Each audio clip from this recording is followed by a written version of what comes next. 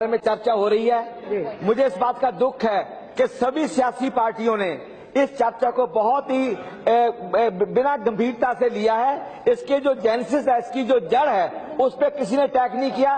बाबा भीमराव अम्बेडकर ने कहा था कि दलितों के दो दुश्मन हैं, एक ब्राह्मणवाद, न ब्राह्मण नहीं ब्राह्मणवाद, और दूसरा पूंजीवाद।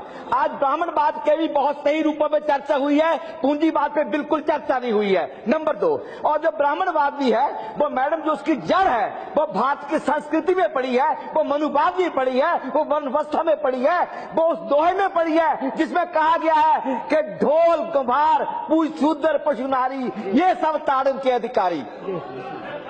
कोई नहीं बोला।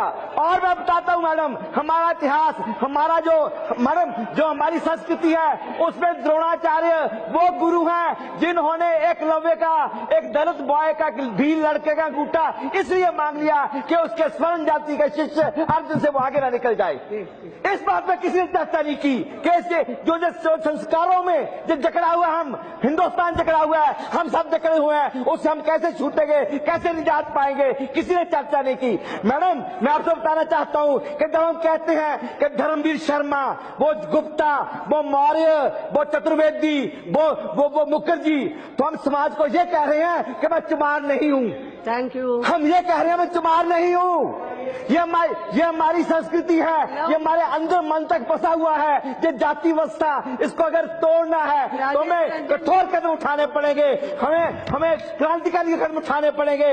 मेरे लिए एक ही रास्ता है, इस वर्ण व्यवस्था खत्म करने का, जातिवाद खत्म करने का। वो रास्ता है उच्च शिक्षा और उच्च शिक्षा, दलितों के लिए उच्च शिक्षा। बहुत बहुत धन्यवाद।